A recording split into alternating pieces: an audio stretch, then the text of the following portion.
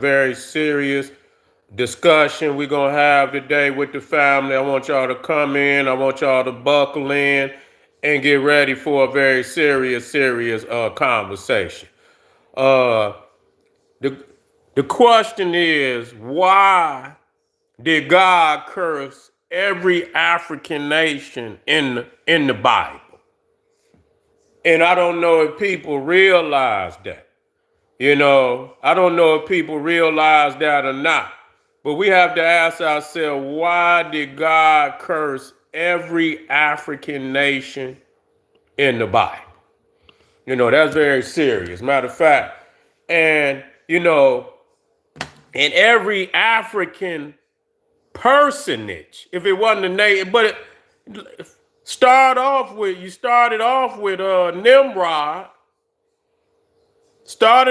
Nimrod, son of Cush. Started off with him. No, it started off with Ham.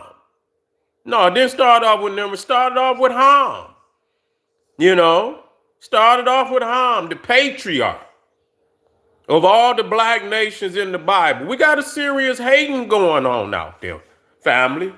We got some serious hating going on out there, whether you know it or not. And we got to get down to the bottom of this.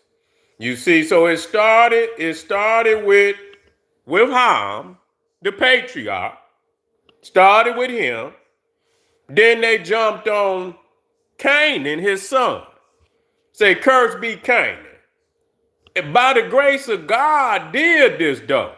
You know what I'm saying? Noah, supposedly a prophet of God. Get drunk, expose himself. Hold on, fam. I'm trying to drop this link in here for y'all. Get drunk, expose himself. Then they say Ham went in there and saw Noah laid out on the boat, drunk, and say he ridiculed Noah. And so Noah, when he woke up, they say Shem and Japheth snitched on Ham, and with the blessing of God, he cursed not Ham personally, cursed Ham's son. You see, cursed Ham's son, Canaan. Now I don't even know how he knew he was gonna have a son named Canaan. How did he know he was gonna have a son named Canaan? But because he said, curse be Canaan, if he knew he was going to, why would you even name your son Canaan? That didn't even make no sense that he would even do something like that. It didn't even make no sense that he would even do something like that. But, so, you have the patriarch of the African tribes being cursed. And you got Noah, who is supposedly the grandfather. You see, this is the wicketry we got to listen to now.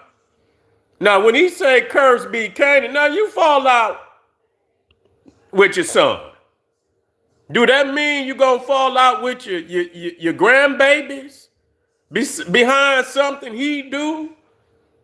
If you fall out with your son, do you curse your grandbaby for what your son do? That don't make no sense. I'm gonna put the curse on you.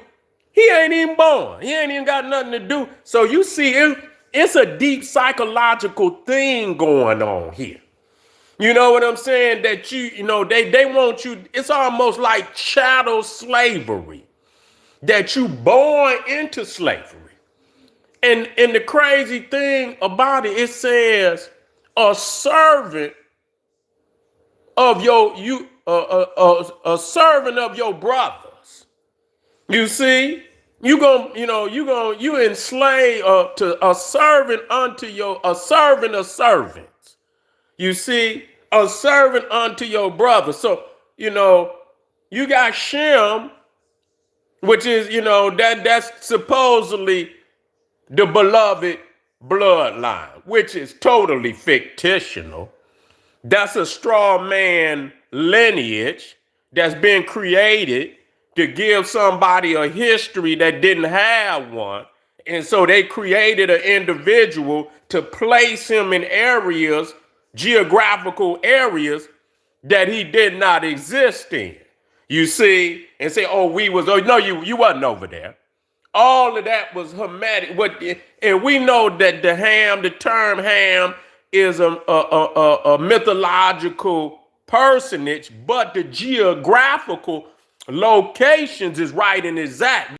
You got to know that. Okay, look at you. Look at you. Look at that. See how quick? So you got to know that. You see? See, we got the beasts out there. They coming in. We got them. They think I don't, I got you. You out of here. You feel me? Yeah. Yeah, so see, when you call that name, when you call the name of that demon, then they get to foaming at the mouth. You feel me? And so they didn't have no place in that area. They didn't have no historical place in that area. And so that's why they wanted that land. They wanted Canaan. That's why they set him up before he was even born. They set Canaan up before he was even born. Say, a servant of servants you will be. Say, a servant unto your brothers you will be. So what kind of, you got to think,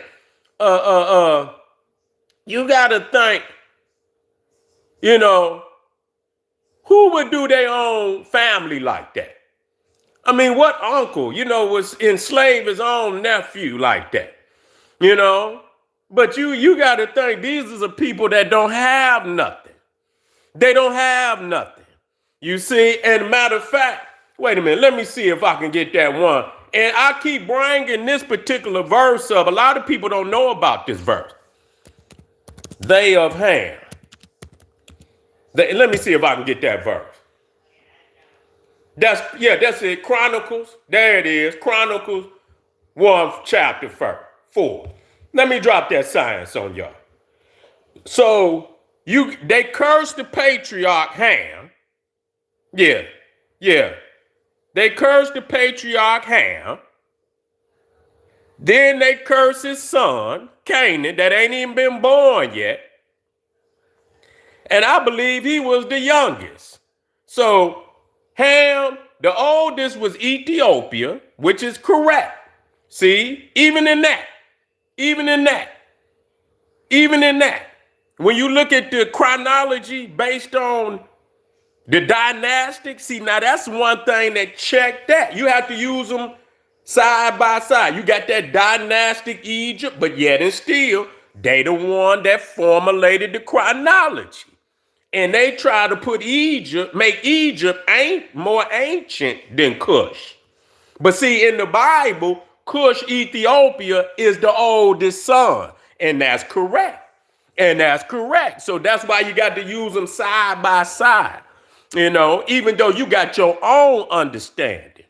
You see, we got to master all degrees. You see, it's just a degree. It's not the whole thing. And so you want to master as many degrees as you can. You feel what I'm saying? And so as we in the house, everybody, peace to all the family out there. And so then they curse Egypt. But don't nobody, and I'm gonna talk about how the Israelites they traded on the Egyptians. Double-crossed the Egyptians. That's what they did. They double-crossed, low-down double-crossers. You understand? The Pharaoh gave them food, gave them land, and then when their enemies came in to try to attack them, they joined the enemies. Nobody talk about that. And so then you got the 10 plagues of Egypt. The 10 plagues of Egypt. The murder of the firstborn of the Egyptians, then the Ethiopians, they got if you go into Isaiah running down, run it down about all the curses, how Egypt and Ethiopia are gonna be carried off in shackles, naked, buttocks naked, and in shame. And I say, wow, every African in the Bible, man, every African nation in the Bible is cursed. I say, well, what is y'all talking about? This good God so loved the world. I know this ain't the good God that so loved the world that he cursed every African nation in the book that ain't even done nothing, ain't even did nothing yet, ain't even been born yet. That's a good God. That's a wonderful God. If we didn't have a God like that, where would we be? You understand what I'm saying? That's why many of y'all is so, you act like the God. You understand? People say, well, why do people act so crazy? Look at the gods that they worshiping. The God set the standard. Wait a minute. I want y'all to listen to this. This is Chronicles. If y'all want to look it up, 1 Chronicles chapter 4, if you want to know. If you want to look it up, and I would write that down, and I'm gonna give you the degree, so you can put another degree in your belt. You understand what I'm saying? So if you had to bring it up, and so 1 Chronicles 4, what does it say? What does it say? I want to get down here, because it talks about when they get ready to go in there to conquer the Canaanites. Okay, where is that? Is this it?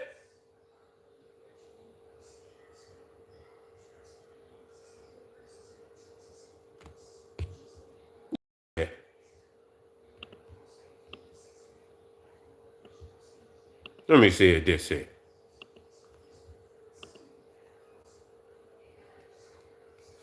This ain't it. Hold on.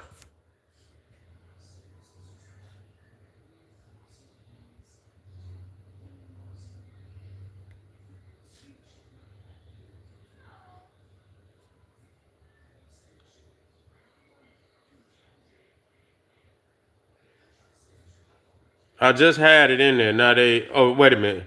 They was described in 1 Chronicles 4:40. Let me get there. I didn't see it.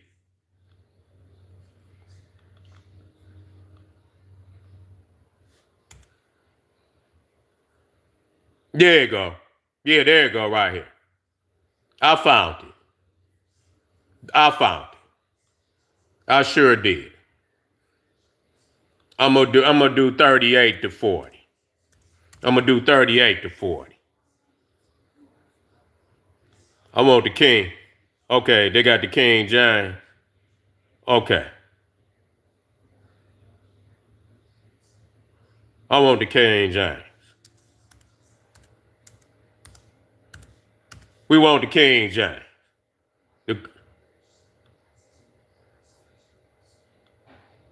Okay, here you go. Okay, let's put this up here. Well, that ain't talking about how they slayed them. I'm gonna have to go past that. Because it's gonna talk about how they slayed them. I gotta go past that.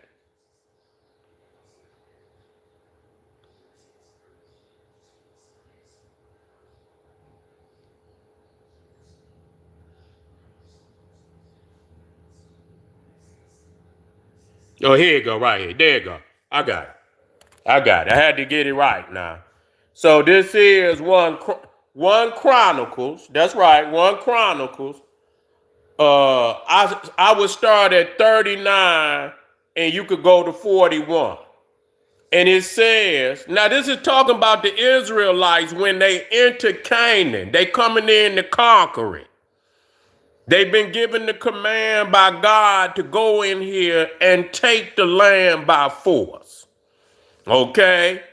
And they went to the entrance of Gedor, even to the east side of the valley, to seek pasture for their flocks.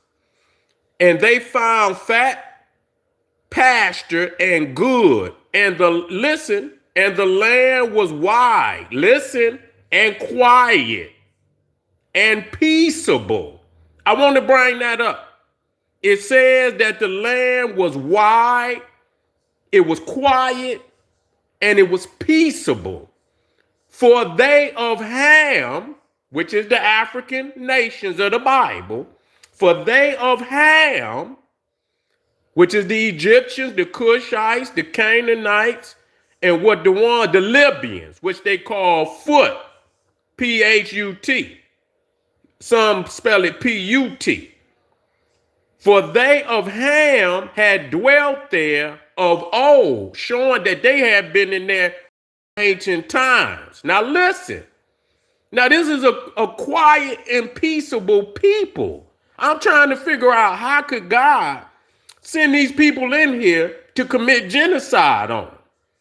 And these was written by name, and these written by name came in the days of Hezekiah, king of Judah, listen, and smote their tents and their habitations that were found there, and destroyed them utterly, meaning wipe every last one of them out unto this day. Listen, and dwelt in their rooms, took over their houses. They didn't have houses. The Africans had civilization, and dwelt in their rooms because there was pasture for their flocks. I cannot agree with anybody that will believe in a God that will send some murderous, crazy fanatics into a land where they find peace. They didn't find warriors in this particular area.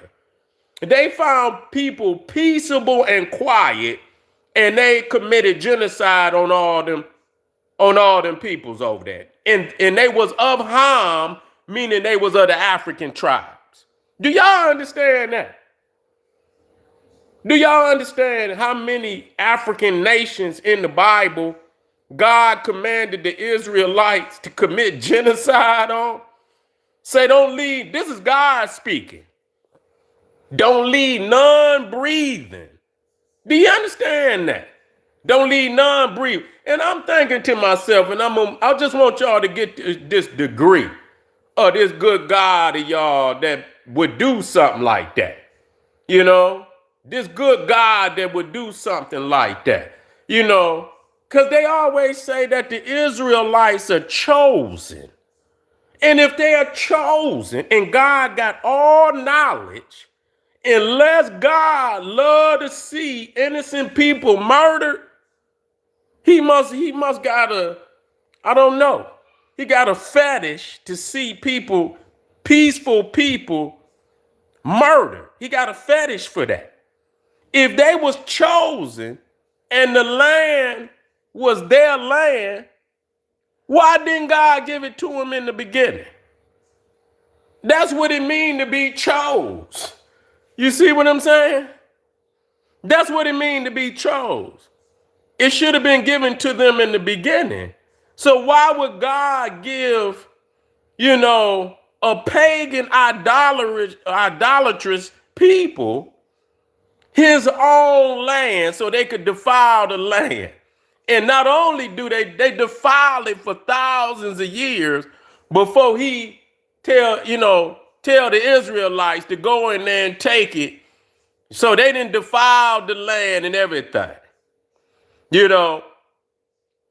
And so he tells the Israelites to go in there and destroy everybody. So I want y'all to understand this is what but that must be understood though, because it show you how they took the land. The thing is, y'all got to know that the God concept is a straw man's argument. That's a straw man's, this is they vindication. This is what they feel like, God gave them the order, that God was the one that said, go in there and take it. So they blame that on God. You feel me? But God say they could have the land. They didn't have no land. There is no God that gave them permission to take the land, but it showed you that they took it. It was never theirs. You see, in the same with Egypt, the same with Canaan, the same with North Africa, and everywhere else. The same with Mesopotamia, the same with Arabia. You see, it show you that how they took the land.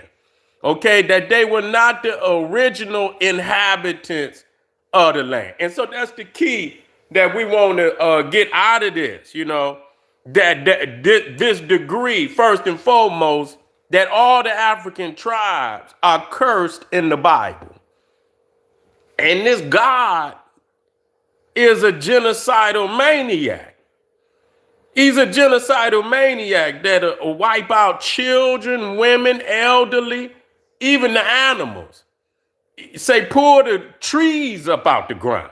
Say, we don't even want their trees. Pull the trees up out the ground. Say, leave nothing standing, leave nothing breathing. This is the good God of the Bible that you believe in and love. Wow. We got to sit down and rethink this, family. I'm just saying, I'm speaking in general. I don't have to rethink nothing because I know what it is. You see? But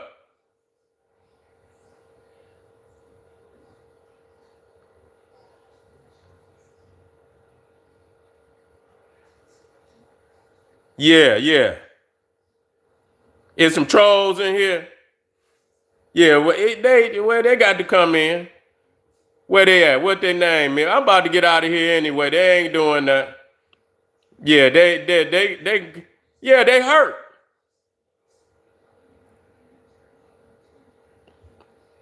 They hurt. You gotta let a man cry out. We ain't doing it, you know what I'm saying? But they got to come in. They got to come in and spread the map. But the truth, I bet you that comment ain't greater than this truth I'm dropping. People that watch this ain't gonna even watch the comment. So don't focus so much on that. You feel me? Yeah, it don't matter. It don't matter. Yeah, I'll come in after and get rid of it. It don't matter. The people gonna look at this degree. And so we out of here, family. I appreciate y'all. Wait a minute before I get out of here. It's in there. Stay tuned. We ain't done for this evening. Come right black. This is the general saying, hey, wait a minute. Uh-oh, somebody in there on top of. Arm yourself with knowledge. Bang on the wicked beast daily liberation through African education and confrontation. Boom, black pop.